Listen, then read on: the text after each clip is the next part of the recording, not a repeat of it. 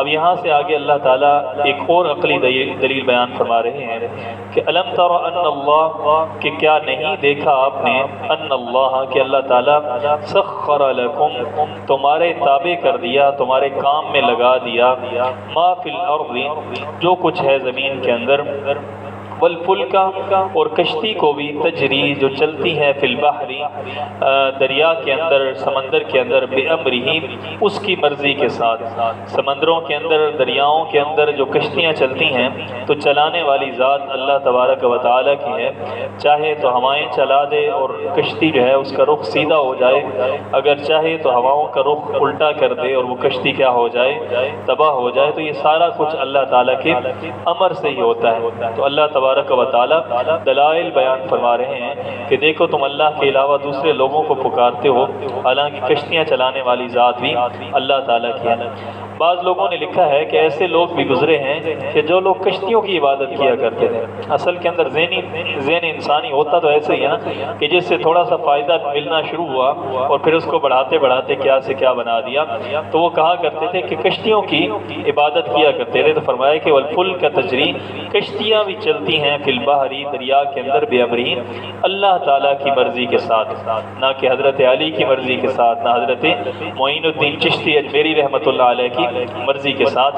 تو کشتیاں صرف اور صرف اللہ تعالیٰ کی مرضی سے چلتی ہیں۔ وَيُمْسِكُ السَّمَاءَ، اور وہ روکتا ہے، السماء آسمان کو، ان تقع کہ گر نہ جائے، علی الارض ان تقع کہ گر جائے، علی الارض زمین کے اوپر، الا باذنہ مگر اسی کی اجازت سے۔ اللہ کی اجازت کے بغیر آسمان زمین پر نہیں گر سکتا، اس کو روکنے والی ذات صرف اور صرف اللہ تعالیٰ کی ذات ہے۔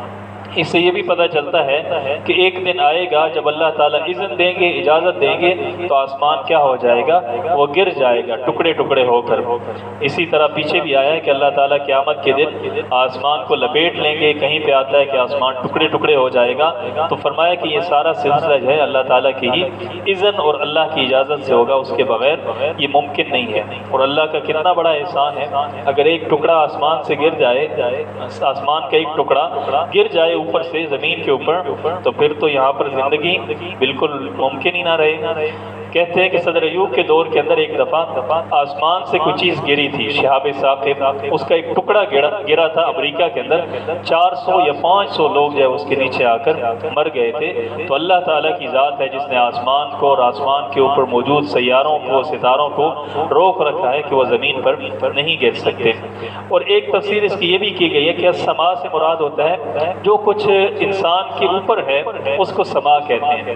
تو یہاں پر مراد یہ ہے کہ وَيُمْسِكُ السَّمَاءَ، اور اس نے روک رکھا ہے سما، یعنی کہ اوپر والی جو بادل ہیں اس کو اللہ تعالیٰ نے روک رکھا ہے، ان تقع کہ وہ گریں، علی الارض زمین پر، الا باذنہ مگر اسی کی اجازت سے۔ کہ آسمان جو زمین پہ برستے ہیں، پانی برساتے ہیں، تو اللہ تعالیٰ نے ان کو روک رکھا ہے۔ جب اللہ تعالیٰ اذن دیتے ہیں، اجازت دیتے ہیں، تو آسمان سے بارش برسنا شروع ہو جاتی ہے۔ ان اللہ، بے شک اللہ تعالیٰ، بالناس انسانوں کے ساتھ، لرؤوف البتہ مہربانی کرنے والے ہیں۔ رافت کہتے ہیں نرمی کو، جو ترس ہوتا ہے نا اس کو رافت کہتے ہیں۔ تو اللہ تعالیٰ کی ذات جو ہے وہ رؤوف ہے، اللہ تعالیٰ بہت نرم ہے، رحیم رحم کرنے والے۔ اب اللہ تعالیٰ نرم ہے، ہم انسانوں کے لیے بھی یہ لفظ استعمال کرتے ہیں نا، فلاں آدمی کے اندر بڑی نرمی ہے، بڑی رافت ہے۔ تو اللہ تبارک و تعالیٰ کی رافت کا انسان کی رافت کے ساتھ مقابلہ کرنا جو ہے وہ ناممکن ہے۔ اللہ تعالیٰ انسان کو سمجھانے کے لیے اس طرح کے الفاظ لے کر آتے ہیں کہ اللہ تعالیٰ کی ذات جو ہے جہاں پر رافت کی، نرمی کی، محبت کی، شفقت کی انتہا ہو جاتی ہے، وہ اللہ تبارک و تعالیٰ کی صفت ہے۔ ان اللہ بالناس لرؤوف، بڑی رافت والی ذات ہے، رحیم رحم کرنے والا ہے اللہ تعالیٰ۔ وہو الذی، اور وہی اللہ تعالیٰ ہے، احیاکم جس نے تمہیں زندگی بخشی، ثم یمیتکم پھر تمہیں مارتا ہے، ثم یحییکم پھر تمہیں زندہ کرتا ہے۔ کس دن زندہ کرتا ہے؟ قیامت کے دن زندہ کرتا ہے۔ تو یہاں پر اللہ تبارک و تعالیٰ نے جو زندگیوں کا تذکرہ کیا تو وہ دو زندگیوں کا تذکرہ کیا۔ ایک تو انسان جب دنیا کے اندر آتا ہے تو زندہ ہوتا ہے، پھر جب مر جاتا ہے تو وہ مری ہوئی حالت کے اندر رہتا ہے، یہاں تک کہ قیامت کے دن جب قبروں سے اٹھایا جائے گا، ثم یحییکم پھر اللہ تعالیٰ زندہ کریں گے۔ یہاں پر جو درمیان کی زندگی لوگ ثابت کرتے ہیں نا کہ بیچ میں جو ہے نا وہ قبر کے اندر بھی انسان ایسے ہی زندہ ہو جاتا ہے جیسے انسان کی جسم اور روح کا آپس کے اندر ہو جاتا ہے، تو اس طریقے کی اگر زندگی ہوتی تو اللہ تبارک و تعالیٰ یہاں پر اس کو بیان فرماتے۔ یہاں پر فرمایا ثم یمیتکم، پھر وہ تمہیں مارتا ہے، اور وہ مرنے کا جو دورانیہ ہے وہ قیامت تک باقی رہے گا۔ ثم یحییکم، پھر تمہیں تمہارے اندر روح ڈالے گا، زندہ کرے گا، اور قیامت کے دن تم اپنی قبروں سے زندہ ہو کر نکلو گے۔ اور دوسرے مقامات پر بھی اللہ تعالیٰ نے سورہ بقرہ کے اندر بھی فرمایا کیف تکفرون باللہ، کیسے تم اللہ تعالیٰ کا انکار کرتے ہو، کنتم امواتا، تم مردہ تھے، فاحیاکم، اس نے تمہیں زندہ کیا، ثم یمیتکم، پھر وہ تمہیں مارتا ہے، ثم یحییکم، پھر وہ تمہیں قیامت کے دن زندہ کرے گا۔ یعنی کہ دو زندگیوں کا اللہ تعالیٰ نے بیان فرمایا اور دو موتوں کا اللہ تعالیٰ نے ذکر فرمایا۔ ثم یحییکم، پھر وہ تمہیں زندہ کرے گا۔ ان الانسان، بے شک انسان، لکفور، بڑا ناشکرہ ہے۔ اب اس کو چاہیے تو یہ تھا کہ اللہ تعالیٰ کی اتنے کرم ہیں، اتنے احسان ہیں، اللہ کی اتنی مہربانیاں ہیں، اللہ تعالیٰ کی اتنی نرمی اور رافت ہے، تو اس کو چاہیے تھا کہ وہ شکر ادا کرتا، بجائے شکر ادا کرنے کے وہ شرک کرنے لگ گیا۔ تو ان الانسان لکفور، بے شک انسان کیا ہے، لکفور، بڑا ناشکرہ ہے۔ لکل امت، ہر ایک امت کے لیے، جعلنا، ہم نے بنایا منسکن، ہم نے ایک طریقہ عبادت بنایا۔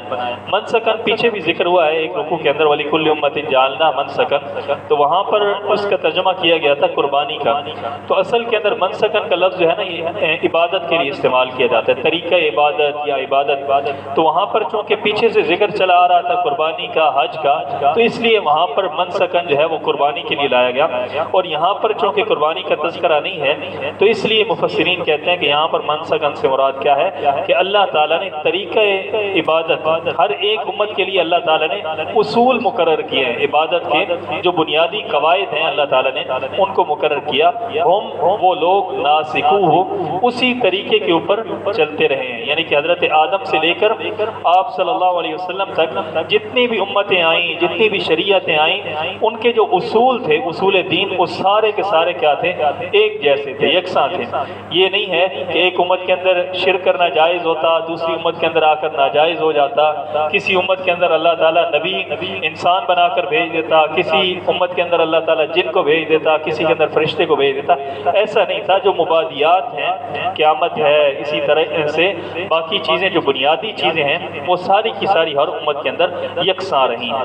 فرمایا کہ ہم ناسکوہ، وہ اسی طریقے کے اوپر چلتے ہیں۔ فلا ینازعنک، بس تم نہ کرو، تنازع نہ کرو، فی الامر، کام کے اندر، شریعت کے اندر تم تنازع نہ کرو۔ آپ صلی اللہ علیہ وسلم کے ساتھ جو لوگ تنازع کر رہے تھے، تو اللہ تعالیٰ نے فرمایا کہ ان کے ساتھ ضد کرنے کی، ان کے ساتھ لڑائی جھگڑا کرنے کی کوئی ضرورت نہیں ہے۔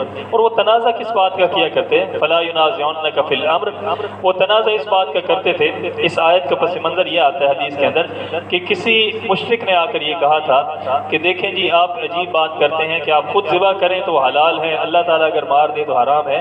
تو اللہ تعالیٰ نے فرمایا کہ لا ینازعنک فی الامر، ان کو چاہیے کہ وہ آپ کے ساتھ تنازع نہ کریں، فی الامر، اس توحید کے معاملے کے اندر، اس ذبح کے معاملے کے اندر، وادعوا الی ربک، اور پکاریے، الی ربک، اپنے رب کی طرف، اپنے رب کی طرف لوگوں کو دعوت دیں۔ انک، بے شک آپ، لعلی، آپ ہیں، ہدی مستقیم، ہدایت کے اوپر مستقیم، جو سیدھی ہدایت ہے، سیدھا راستہ ہے، آپ اس کے اوپر۔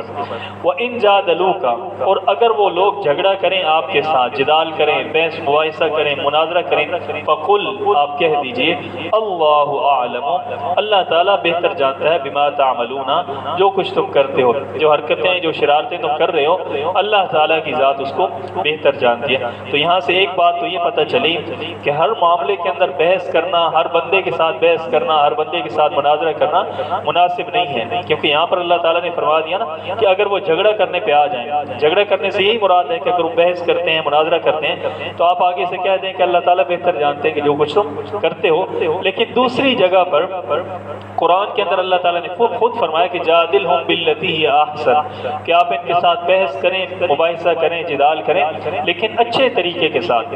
تو اس سے پتہ چلتا ہے کہ مناظرہ کرنا جائز بھی ہے، اور کچھ صورتوں کے اندر مناظرہ کرنا کیا ہے، وہ ناجائز ہے۔ اور ناجائز اس صورت کے اندر ہے کہ آپ کو پتہ ہے کہ اگلا آدمی صرف اور صرف تنگ کرنے کی غرض سے آپ کے ساتھ بحث کر رہا ہے، مباحثہ کر رہا ہے، تو ایسے لوگوں کے ساتھ کیا کرنا چاہیے، ان کے ساتھ مناظرہ اور بحث نہیں کرنی چاہیے۔ لیکن اگر کوئی آدمی اچھے طریقے سے بحث کرنے کے لیے آتا ہے تو آپ اس کے ساتھ بحث کر سکتے ہیں۔ امام ابو حنیفہ رحمۃ اللہ علیہ بحث کیا کرتے تھے، مباحثے کو پسند کرتے تھے، کیونکہ وہ زمانہ ایسا تھا کہ اس زمانے کے اندر فتنے بہت زیادہ تھے، معتزلہ تھے، خوارج تھے، اسی طرح نواسب تھے، اتنے زیادہ فرقے تھے عقل کو استعمال کرنے والے، عقل کے گھوڑے دوڑانے والے۔ تو امام ابو حنیفہ رحمۃ اللہ علیہ جب ان کے ساتھ مناظرہ اور مباحثہ کرتے تھے تو وہ بھی عقل کے اندر بڑے تیز تھے، تو ان کو عقل کے ساتھ وہ کیا کرتے تھے، لاجواب کرتے تھے۔ لیکن دوسری طرف آپ دیکھیں امام مالک رحمۃ اللہ علیہ وہ بالکل مناظرہ نہیں کرتے تھے، بحث کرتے ہی نہیں تھے کسی معاملے کے اندر۔ ایک دفعہ بات کی، اگلے نے مان لیا تو ٹھیک ہے، ورنہ اپنا راستہ نہ پہ۔ کہتے ہیں خلیفہ ہارون الرشید نے ان کو بلوایا اور کہا کہ فلاں عالم جو ہے نا وہ یہ مسئلہ بیان کرتا ہے، تو آپ آئیں اس کے ساتھ بات چیت کریں اور اس کو سمجھائیں تاکہ آپ کا آپس کے اندر مباحثہ ہو۔ تو امام مالک رحمۃ اللہ علیہ نے آگے سے لکھا کہ دیکھیں آپ یہ چاہتے ہیں کہ جس طرح مرغے آپس کے اندر لڑتے ہیں تو ہم بھی کیا کریں، آپس کے اندر لڑائی کریں۔ اور انہوں نے کہا کہ جس طرح کتے آپس کے اندر لڑائی کرتے ہیں آپ چاہتے ہیں کہ ہم بھی آپس کے اندر اس طریقے سے لڑائی کرنا شروع کر دیں، تو یہ کام میں تو کبھی نہیں کر سکتا۔ تو امام مالک رحمۃ اللہ علیہ وہاں پر نہیں گئے۔ تو ایسے ہی صورت کے اندر بحث کرنا کہ جہاں پر اگلا آدمی کچھ سمجھنا چاہتا ہو تو پھر تو بحث کرنی چاہیے، وگرنہ بحث نہیں کرنی چاہیے۔ امام شافعی رحمۃ اللہ علیہ فرمایا کرتے تھے کہ میں نے زندگی کے اندر بہت زیادہ مباحثے کیے، لیکن اللہ کی قسم اٹھا کے کہتا ہوں کہ جب بھی میں نے بحث کی ہے تو میں نے اپنے دل کے اندر یہ اللہ کے ساتھ وعدہ کر کے بحث کی ہے کہ یا اللہ اس بندے کے منہ سے حق نکلوا دے جو میرے لیے ہدایت کا باعث بن جائے۔ اس نیت کے ساتھ میں بحث کرتا تھا، اگلے کو مغلوب کرنا، اگلے کو تنگ کرنا یہ مقصد نہیں ہوا کرتا تھا۔ وَإِن جَادَلُوكَ فَقُلِ اللَّهُ أَعْلَمُ بِمَا تَعْمَلُونَ۔ اللہ یحکم، اللہ تعالیٰ فیصلہ کریں گے بینکم تمہارے درمیان یوم القیامہ، قیامت کے دن اللہ تعالیٰ عملی طور پر فیصلہ فرما دیں گے۔ یہاں پر علمی طور پہ تو فیصلہ ہو چکا ہے، قرآن آ چکا ہے، آپ صلی اللہ علیہ وسلم آ چکے ہیں، سارے دلائل بیان کیے جا چکے ہیں، علم کی حد تک تو فیصلہ ہو چکا ہے، لیکن عملی فیصلہ یوم القیامہ وہ اللہ تعالیٰ قیامت کے دن کریں گے۔ فیما، اس چیز کے معاملے میں تم فیہ، جس کے معاملے میں تختلفون، جھگڑا کرتے ہو، قیامت کے دن فیصلہ ہو جائے گا۔ الم تعلم، کیا آپ نہیں جانتے، ان اللہ، کہ اللہ تعالیٰ یعلم، وہ جانتا ہے، ما فی السماء والارض، جو کچھ آسمان کے اندر ہے، والارض، اور جو کچھ زمین کے اندر ہے۔ جب اللہ تعالیٰ جانتے ہیں اور علم صرف اور صرف اللہ تعالیٰ کے پاس ہے تو نفع نقصان بھی صرف اور صرف اللہ تعالیٰ کے ہاتھ کے اندر ہے۔ ان ذالک، بے شک یہ ان کے اعمال، فی کتاب، کتاب کے اندر ہیں، یہ کہ لوح محفوظ کے اندر ان کے کرتوت اور ان کے سارے اعمال محفوظ ہیں۔ ان ذالک، بے شک یہ فیصلہ کرنا، علی اللہ، اللہ تعالیٰ کے اوپر، یسیر، بڑا آسان ہے۔ اب اللہ تعالیٰ نے پیچھے سارے دلائل بیان کر دیے، اب اللہ تعالیٰ نتیجہ اور ثمرہ بیان کر رہے ہیں کہ جب اتنے دلائل تم نے سن لیے ہیں کہ اللہ تعالیٰ سب کچھ کرنے والے ہیں، اللہ تعالیٰ سب کچھ جاننے والے ہیں، تو اب اللہ تعالیٰ آگے نتیجہ بیان کرتے ہیں۔ وَيَعْبُدُونَ، اور وہ عبادت کرتے ہیں، مِن دُونِ اللَّهِ، اللہ کے علاوہ، مَا لَمْ يُنَزِّلْ بِهِ، ان معبودوں کی عبادت کرتے ہیں، لم ينزل، نہیں اتارا بھی اس کے بارے میں، سلطانا، کوئی دلیل نہیں اتاری اللہ تعالیٰ۔ سلطان کہتے ہیں دلیل کو، عقلی ہو یا نقلی دلیل ہو، نہ کوئی نبی، نہ کوئی رسول، نہ کوئی کتاب ایسی آئی جس کے اندر یہ کہا گیا ہو کہ اللہ کو چھوڑ کر اللہ کے ساتھ فلاں کو بھی شریک کر لو، فلاں کو بھی شریک کر لو۔ ما لم ينزل به سلطانا وما ليس لهم، اور نہیں ہے ان کے پاس اس بارے میں بھی علم، کوئی علم بھی ان کے پاس نہیں ہے۔ وما للظالمین، اور نہیں ہے للظالمین، ظالموں کے لیے، من نصیر، کوئی مددگار نہیں ہے۔ یہاں پر ظالموں سے مراد مشرک ہیں، کیوں؟ کیونکہ ان الشرک لظلم عظیم، شرک سب سے بڑا ظلم ہے۔ وَإِذَا تُتْلَى عَلَيْهِمْ، اب یہاں سے آگے اللہ تعالیٰ ایک شکوہ بیان فرما رہے ہیں۔ وَإِذَا تُتْلَى، اور جب تلاوت کی جاتی ہیں، عَلَيْهِمْ، ان کے اوپر، آیاتنا، ہماری آیتیں پڑھی جاتی ہیں، تلاوت کی جاتی ہیں، بینات، جو بالکل واضح آیات ہیں، تعریف، تو آپ پہچانتے ہیں، آپ دیکھتے ہیں کہ وجوہ الذین، ان لوگوں کے چہروں کے اوپر جنہوں نے کفر کیا، المنکر، ان کی شکلیں بری بن جاتی ہیں، منکر بری شکلیں بنا لیتے ہیں۔ یعنی کہ ایسی آیتیں جب بیان کی جاتی ہیں، پڑھی جاتی ہیں، جن کے اندر اللہ تعالیٰ کی وحدانیت کا تذکرہ ہوتا ہے، اللہ تعالیٰ کے ساتھ شریک کرنے کی مذمت ہوتی ہے، تو ان لوگوں کے چہرے کیا ہو جاتے ہیں؟ بگڑ جاتے ہیں۔ اور قرآن کے اندر اللہ تعالیٰ نے ایک اور جگہ پہ بیان فرمایا کہ وَإِذَا ذُكِرَ اللَّهُ وَحْدَهُ، جب ذکر کیا جاتا ہے اللہ تعالیٰ کے اکیلے کا، وحدہ، اشمئزت، تو ان کے چہرے کیا ہو جاتے ہیں؟ بالکل پھٹکار پڑ جاتی ہے ان کے چہروں کے اوپر۔ تو یہاں پر بھی اللہ تبارک و تعالیٰ نے فرمایا کہ ان کے اوپر جب ہماری آیتیں پڑھی جاتی ہیں تو آپ ان کے چہروں کو دیکھو کیا ہو جاتے ہیں، منکر، بری شکلیں بن جاتی ہیں۔ اور حقیقت یہی ہے کہ جن لوگوں کے اندر جراثیم ہوتے ہیں نا شرک کے، تو آپ ان کے سامنے جھوٹی کرامتیں بیان کریں، ان کے سامنے ڈوڑے، مائیے، برسیے، اس طرح کی چیزیں بیان کریں، بڑے خوش ہوں گے، اچھل اچھل کے آئیں گے۔ لیکن جیسے ہی اللہ تعالیٰ کی وحدانیت کی بات ہوگی، قرآن کا بیان ہوگا، قرآن کا ترجمہ ہوگا، تو ان کے چہرے ایک ایسے پھٹکار پڑے گی کہ لگے گا کہ ان کی جان نکل رہی ہے، ان کی روح جو ہے وہ حلق کے اندر آ کر اٹک گئی ہے۔ تو اللہ تعالیٰ نے فرمایا تعرف فی وجوہ الذین کفروا المنکر۔ اور یہ مشرکین مکہ بھی یہی کیا کرتے تھے کہ جب کبھی قرآن پاک پڑھا جاتا تو کیا کہتے ہیں، لا تسمعوا لهذا القرآن، اس قرآن کو نہ سنو جب پڑھا جا رہا ہو تو والغوا فیہ، اس کے اندر شور مچا دو، لعلکم تغلبون، تاکہ تم غالب ہو جاؤ۔ تو اللہ تعالیٰ نے فرمایا کہ آپ ان کے چہروں سے پہچانیں گے کہ المنکر، بالکل بری شکلیں ہو جاتی ہیں، یکادون، قریب ہے، یستون، لپک پڑیں، جھپٹ پڑیں، بالذین، ان لوگوں کے اوپر، یتلون علیہم، جو ان کے اوپر آیتوں کو پڑھتے ہیں، ہماری آیات کو جو پڑھتے ہیں یہ ان کے اوپر جھپٹ پڑے، اس طرح ہمارے یہاں کہتے ہیں پکے پہ جائیں۔ تو یہ لوگ ایسے ہو جاتے ہیں، ان کی حالت ایسے ہو جاتی ہے کہ ان کے بس کے اندر نہیں ہوتا کہ اگلے کے اوپر کیا جا پڑے، جھپٹ پڑے، لپک پڑے، حملہ کر دیں۔ یستون بالذین یتلون علیہم آیاتنا، ہماری آیتیں پڑھی جاتی ہیں۔ تو سب سے بڑا ہدایت کا جو ماخذ ہے، مصدر ہے، مرجع ہے، وہ اللہ کا قرآن ہے۔ لیکن ہماری قرآن سے لا تعلقی دیکھیں کیسے، حالانکہ حدیثوں کے اندر آتا ہے کہ صحابہ اکرام کا رجحان یہ ہوتا تھا کہ اگر دو آدمی آپس کے اندر ملے ہیں نا صحابہ اکرام، تو ایک دوسرے سے جب بات کرتے تو کہتے ہیں مجھے قرآن سناؤ، یعنی کہ ایک دوسرے کو قرآن کی بات کیا کرتے تھے۔ اور ہمارے ہاں کیا ہے، قرآن سے دوری ہے۔ ایک محلے کے اندر آپ دیکھ لیں، عرس لگا کے دیکھ لیں تو وہاں پہ رونق دیکھ لیں، اور دوسری طرف آپ قرآن پاک کا ترجمہ لگا لیں، سنا دیں ان کو، تو آپ دیکھیں گے جہاں رونق، میلے، کہانیاں، قصے اور اس طرح کی لغویات ہوں گی، وہاں پر لوگوں کو کیا ہوگا، بڑا رش ہوگا۔ لیکن جہاں پر اللہ کا قرآن بیان کیا جا رہا ہو، خالص توحید بیان کی جا رہی ہو، تو وہاں پر ان کی حالت جو ہے، لوگ بھی کم تعداد کے اندر آئیں گے اور ان کی حالت بھی خراب ہو جائے گی۔ یتلون علیہم، ان لوگوں کے اوپر جھپٹ پڑیں، یتلون علیہم آیاتنا، جو ان کے اوپر تلاوت کرتے ہیں ہماری آیات کو۔ قل، آپ کہہ دیجئے، افا انبئکم، کیا میں تمہیں خبردار نہ کروں، بشر من ذالک، بری چیز، من ذالکم، ان سے بھی بری چیز ہے، یعنی کہ ان لوگوں کے اندر جو ناگواری ہے، ان کے اندر جو ناپسندیدگی ہوتی ہے قرآن پاک کو سن کر، اس سے بھی بڑی بری بات جو ان کے لیے ہے، کیا وہ میں نہ بتاؤں آپ کو؟ فرمایا کہ وہ ہے النار، وہ آگ ہے، یعنی کہ قیامت کے دن ان لوگوں کے لیے آگ ہوگی۔ تو یہاں پر یہ جو ناگواری کا اظہار کر رہے ہیں اور اپنی طرف سے یہ سمجھتے ہیں کہ ہم توحید بیان کرنے والے کے اوپر چپٹ پڑیں، اس کے منہ کو بند کر دیں، اس کا گلا دبا دیں، تو قیامت کے دن جب آگ ان کو لپیٹے گی اپنے احاطے کے اندر، تو یہ لوگ اتنا ان کے اختیار کے اندر بھی نہیں ہوگا، اتنی ناگواری کا اظہار بھی نہیں کر سکیں گے کہ یہ اپنے چہرے کے اوپر ناگواری کر سکیں، یعنی کہ اس آگ کو روک سکیں۔ فرمایا کہ النار، وہ آگ ہوگی، وعدہ اللہ، یہ اللہ تعالیٰ کا وعدہ ہے آگ کا، الذین کفروا، ان لوگوں کے لیے جنہوں نے کفر کیا، وبئس المصیر، اور بہت برا ہے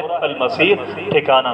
فرمایا کہ یا ایھا الناس، اب اللہ تعالیٰ وہ بات بیان کر رہے ہیں جس کو سن کر لوگ کیا کرتے ہیں، جھپٹ پڑتے ہیں، جس کو سن کر جو مشرک ہیں ان کی طبیعت خراب ہو جاتی ہے۔ فرمایا کہ یا ایھا الناس، اے لوگو، ضرب مثل، بیان کی جاتی ہے، مثل، ایک مثال بیان کی جاتی ہے، فاستمعوا له، پس غور سے سنو اس کے لیے، توجہ کے ساتھ۔ ایک ہوتا ہے اسمع اور ایک ہوتا ہے استمع۔ استمع یعنی کہ دل کے کانوں سے پوری توجہ کے ساتھ، لگن کے ساتھ اس کو سنو، اور اسمعوا کا مطلب ہوتا ہے عام طور پہ سننا۔ تو فرمایا کہ فاستمعوا له، پس غور سے توجہ کے ساتھ اس کو سنو۔ ان الذین، بے شک جن لوگوں کو، تدعون، تم پکارتے ہو، من دون اللہ، اللہ کے ساتھ، اللہ کے سوا جن کو تم پکارتے ہو، لن یخلقوا ذبابا، ہرگز نہیں بنا سکتے وہ ذبابا، ایک مکھی بھی نہیں بنا سکتے۔ ذباب عربی زبان کے اندر کہتے ہیں مکھی، یہ دو لفظوں سے مل کر بنا، ایک ذب اور ایک آب۔ ذب کہتے ہیں کسی چیز کے ہٹانے کو، پیچھے کرنے کو، آب کہتے ہیں کسی چیز کے آنے کو۔ تو مکھی اسی طرح کرتی ہے نا، آپ جتنا ہٹائیں ہٹائیں وہ پھر آتی ہے پھر آتی ہے. تو اس لیے عرب کیا کہتے ہیں ذبابن, یہ ایسی چیز ہے جس کو جتنا بھی ہٹاتے رہو یہ پھر بھی آتی رہتی ہے. ذبابن نہیں بنا سکتے, لن یخلقوا ہرگز نہیں بنا سکتے, ذبابن ایک مکھی بھی نہیں بنا سکتے. اچھا کچھ تو ہوں گے جو نہیں بنا سکتے ہوں گے, جو باقی ہوں گے شاید وہ بنا لیتے ہوں گے. اللہ تعالیٰ نے فوراً فرمایا وَلَوِ اجْتَمَعُوا لَهُ, اگرچہ وہ سارے کے سارے کیا ہو جائیں اس کے لیے, اس کام کے لیے جمع ہو جائیں, اکٹھے ہو کر مکھی بنانے کے اوپر تل جائیں اور مکھی بنانے کی کوشش کریں, تو لن یخلقوا ہرگز وہ نہیں بنا سکتے. اب اللہ تعالیٰ ان لوگوں کی کمزوری کو بیان کر رہے ہیں جن کو لوگ اللہ کو چھوڑ کر پکارتے ہیں. وَإِن يَسْلُبْهُمُ الذُّبَابُ, اور اگر چھین کر لے جائے, يَسْلُبْهُمُ الذُّبَابُ اگر ان سے چھین کر لے جائے, الذُّبَابُ مکھی, شیئن کسی چیز کو. اب یہ جو یسلب کا لفظ ہے نا, اس کو آپ دیکھیں اللہ تعالیٰ نے کیسے یہ نہیں فرمایا کہ اگر مکھی کوئی چیز لے جائے, بلکہ کیا فرمایا چھین کر لے جائے. اب چھیننے کا مطلب کیا ہے کہ ایک چیز آپ کے پاس ہے نا, موبائل آپ کے پاس ہے, ایک تو یہ ہے کہ آدمی آیا اٹھا کر چلا گیا, اور ایک یہ ہے کہ آیا اٹھانے لگا, یہاں سے میں نے پکڑا وہاں سے اس نے پکڑا, اب وہ اپنی طرف زور لگا رہا ہے, چھین رہا ہے, میں اپنی طرف زور لگا رہا ہوں. اللہ تعالیٰ فرما رہے ہیں کہ اگر وہ مکھی ان سے چھین کر لے جائے, ان کی مرضی کے خلاف ان سے کوئی چیز لے جائے, لا یستنقذوہ ہرگز وہ نہیں اس کو لوٹا سکتے, اس کو روک بھی نہیں سکتے اس کام سے, من ہو اس سے. ضعفا کتنا کمزور ہے, الطالب مانگنے والا بھی, والمطلوب اور جس سے مانگا جا رہا ہے وہ بھی کمزور ہے. اللہ تعالیٰ کا شریک بناتے ہیں اور سمجھتے ہیں کہ یہ ہماری کیا کرتے ہیں, مرادیں پوری کر دیتے ہیں, ہمارے نقصان ختم کر دیتے ہیں. فرمایا کہ ضعف الطالب والمطلوب, وہ تو نہ ایک مکھی بنا سکتے ہیں, نہ مکھی کی چھینی ہوئی چیز کو واپس لے آ سکتے ہیں. ضعف الطالب والمطلوب. اچھا اب یہ جب ترجمہ کرتے ہیں نا لوگ تو کہتے ہیں یہ ساری آیتیں جو ہیں, یہ ساری باتیں بتوں کے بارے میں. یاد رکھیں کہ یہاں پر اللہ تعالیٰ نے لفظ فرمایا کہ ان الذین, الذین جو ہوتا ہے نا یہ ذوی العقول کے لیے ہوتے ہیں, عقل والی چیزوں کے لیے. تو یہاں پر فرمایا کہ ان الذین, آپ پڑھتے ہیں نا اهدنا الصراط المستقیم, ہمیں راستہ دکھائیے سیدھا, اور صراط الذین راستہ, الذین ان لوگوں کا نام تعلیم جن کے اوپر تو نے نام کیا. تو اگر الذین سے مراد بت ہوتے تو یہاں پر صراط الذین راستہ ان بتوں کا جن کے اوپر آپ نے نام کیا, نعوذ باللہ. تو یہاں پر اللہ تعالیٰ نے جو اس میں اشارہ استعمال فرمایا وہ ذوی العقول کے لیے, یعنی کہ جن کو بھی مشرکین مکہ پکار رہے ہیں وہ بت ہیں, لیکن حقیقت کے اندر ان کی نسبت کس کی طرف ہے, نیک لوگوں کی طرف, اور وہ سمجھتے ہیں کہ ان بتوں کے ذریعے ہم کن سے مانگ رہے ہیں, ان نیک لوگوں سے مانگ رہے ہیں. آپ فتح مکہ کے حالات کو اگر پڑھیں تو آپ صلی اللہ علیہ وسلم نے جو وہ 360 بت گرائے تھے, اس کے اندر حضرت ابراہیم علیہ السلام کا بت بھی تھا, اس کے اندر حضرت عیسیٰ علیہ السلام کا بت بھی تھا. تو وہ اصل کے اندر ان نیک ہستیوں کو پکارا کرتے تھے, ان کی عبادت کرتے تھے, اور ان کے بارے میں یہ سمجھتے تھے کہ وہ نفع نقصان کے مالک ہیں. فرمایا کہ ضعف الطالب والمطلوب, مانگنے والا بھی کمزور ہے, والمطلوب اور جس سے مانگا جا رہا ہے. لوگ قبروں کے اوپر بیٹھے ہیں اور یہ توقع لگا کر بیٹھے ہیں یہ ہمارے حالات کو بدل دے گا, یہ ہمارے حالات کو جانتا ہے, ہماری روزی کی مشکلات کو آسان کر دے گا. اللہ تعالیٰ نے فرمایا ضعف الطالب, مانگنے والا بھی کمزور ہے, والمطلوب جس سے مانگا جا رہا ہے. اب آپ دیکھیں نا صاحب قبر کتنی بڑی ہستیاں, نیک اللہ کے ولی لوگ, لیکن قبر میں جانے کے بعد وہ کسی چیز کا اختیار نہیں رکھتے دنیاوی معاملات کے اندر. ہمارے استاد سنایا کرتے تھے کہ ہم جب پڑھتے تھے طالب علمی کے زمانے میں, تو ہم نے ایک بہت بڑے بزرگ ہیں میاں والی کے اندر, تو ان کی قبر کے اوپر ہم گئے تو دعا کرنے کے لیے, تو ہم نے دیکھا کہ قبر کے اوپر جو ہے نا وہ پنکھا چل رہا ہے. تو ہم نے وہ جو مجاور تھا اس سے کہا کہ دیکھیں یہاں پر تو اندر بندہ ہی کوئی نہیں ہے, تو آپ نے یہ پنکھا کیوں چلا رکھا ہے؟ تو اس نے آگے سے جواب دیا کہ اگر قبر کے اوپر کوئی مکھی بیٹھ جائے نا تو یہ پنکھا اس لیے چلایا ہوا ہے تاکہ قبر کے اوپر کوئی مکھی نہ بیٹھ سکے. اس سے آپ اندازہ لگا لیں کہ جو صاحب قبر اپنی قبر سے مکھی نہیں اڑا سکتا, وہ مانگنے والوں کی مشکلات کو کیسے آسان کر سکتا ہے, ان کے نفع نقصان کے کیسے مالک ہو سکتا ہے. ضعف الطالب والمطلوب. اللہ تعالیٰ بھی مثال دیتے ہیں اور کمال کر دیتے ہیں. آگے جا کر سورہ عنکبوت کے اندر بھی اللہ تعالیٰ نے مکڑی کی مثال دی ہے, مکڑی کے گھر کی مثال دی. یہاں پر اللہ تعالیٰ نے مکھی کی مثال دی. ضعف الطالب والمطلوب, کمزور ہے الطالب مانگنے والا بھی, والمطلوب جس سے مانگا جا رہا ہے وہ بھی کمزور ہے. اچھا ہم تو دیکھتے ہیں کہ جو آدمی جا کر صاحب قبر سے مانگتا ہے بڑا طاقتور ہوتا ہے، بڑا پہلوان ہوتا ہے، بڑا کھاتا پیتا ہوتا ہے، بڑا مطلب جسمانی طور پر بڑا مضبوط نظر آ رہا ہوتا ہے، لیکن اللہ تعالیٰ نے فرمایا کہ اب طالب جو طالب ہے وہ بھی کیا ہے، کمزور ہے۔ تو یہاں پر کمزور ہونے کا مطلب یہ ہے کہ وہ عقل کے حساب سے بھی کمزور ہے، اتنی بھی اس کو عقل نہیں ہے کہ جو اپنی قبر کے اوپر سے مکھی نہیں اڑا سکتا وہ تمہارے معاملات کو کیسے سیدھا کر سکتا ہے۔ تو یہ ایسے ہیں ضعف الطالب والمطلوب، کمزور ہے الطالب مانگنے والا بھی، والمطلوب اور جس سے مانگا جا رہا ہے۔ اسی لیے تو آپ دیکھتے ہیں کہ جو مزارات ہوتے ہیں اس کے اوپر جو گلا چندے کا بکس رکھا ہوتا ہے نا، اس کے اوپر بھی دو دو تالے لگا کے رکھتے ہیں۔ تو استاد سنایا کرتے تھے کہ میں نے پوچھا کہ یہ آپ نے چندے کا باکس جو ہے اس کے وہ دو تالے کیوں لگا رکھے ہیں؟ تو اس نے کہا کہ یہاں پہ چرسی آتے ہیں اور پیسے وہ تالا توڑ کر پیسے نکال کر لے جاتے ہیں، ہم نے دو موٹے موٹے تالے لگا رکھے ہیں۔ اب اندازہ لگائیں تو ان سے جا کر بھی لوگ کیا کرتے ہیں، اپنی مشکلات کے لیے اپنے مصائب کے لیے ان کو پکارتے ہیں۔ ضعفا بہت کمزور ہے، الطالب جس سے جو مانگ رہے ہیں، والمطلوب اور جس سے مانگا جا رہا ہے، سارے کے سارے عاجز ہیں۔ اس لیے عبادت صرف اور صرف اللہ تعالیٰ کی کرنی چاہیے، مدد صرف اور صرف اللہ تعالیٰ سے مانگنی چاہیے۔ ضعف الطالب والمطلوب ما قدر اللہ۔ اب اللہ تعالیٰ نے مکھی کی مثال کیوں دی؟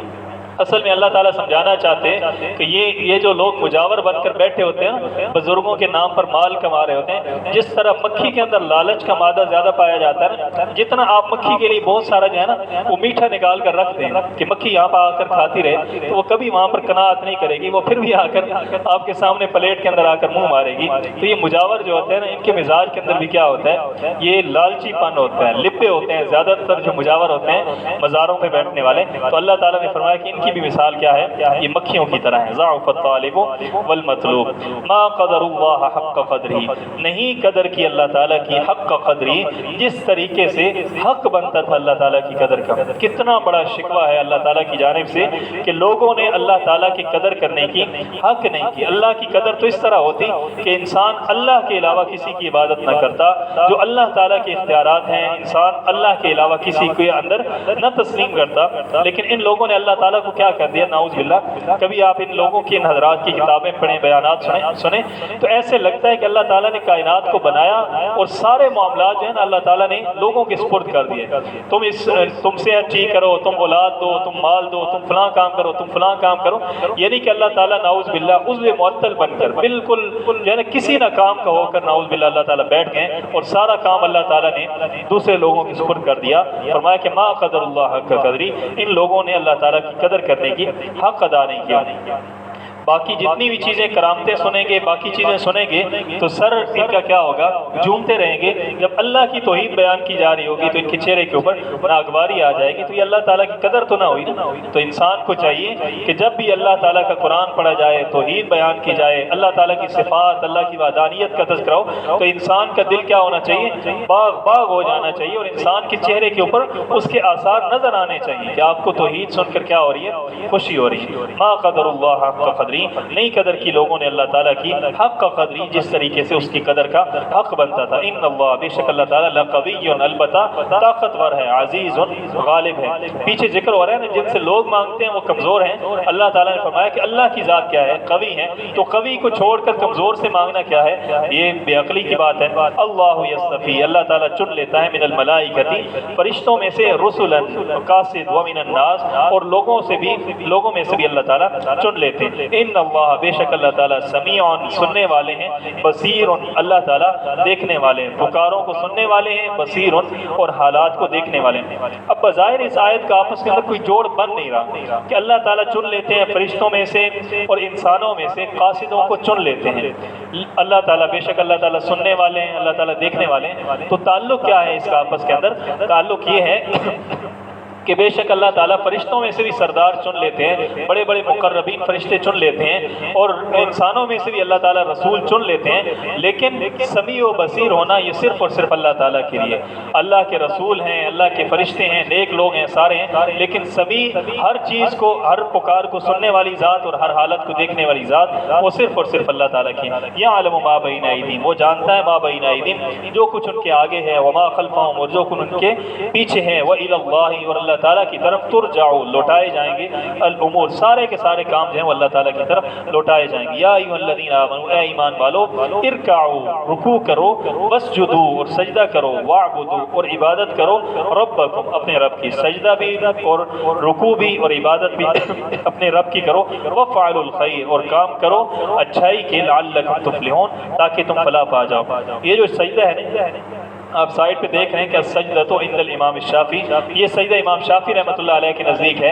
امام ابو حنیفہ رحمۃ اللہ علیہ کیا فرماتے ہیں کہ یہ سجدہ ہمارے نزدیک واجب نہیں ہے۔ 14 سجدے قرآن پاک کے اندر ہیں، امام ابو حنیفہ رحمۃ اللہ علیہ بھی 14 کے قائل ہیں، امام شافعی بھی 14 کے قائل ہیں، لیکن ہمارے نزدیک یہ والا سجدہ جو ہے یہ واجب نہیں ہے۔ سورہ صاد کے اندر جو سجدہ ہے وہ واجب ہے، اور امام شافعی رحمۃ اللہ علیہ کے نزدیک یہ سجدہ بھی واجب ہے، سورہ حج کا دوسرا سجدہ بھی واجب ہے، اور سورہ صاد والا سجدہ جو ہے وہ واجب نہیں ہے۔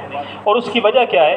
امام ابو حنیفہ رحمۃ اللہ علیہ فرماتے ہیں کہ جہاں پر رکوع کا اور سجدے کا ذکر ہوتا ہے وہاں پر سجدے سے مراد سجدے عبادت ہوتا ہے، سجدے تلاوت نہیں ہوتا، اور جہاں پر صرف سجدے کا ذکر ہوتا ہے قرآن پاک کے اندر ایک آیت کے اندر وہاں پر مراد کیا ہوتا ہے؟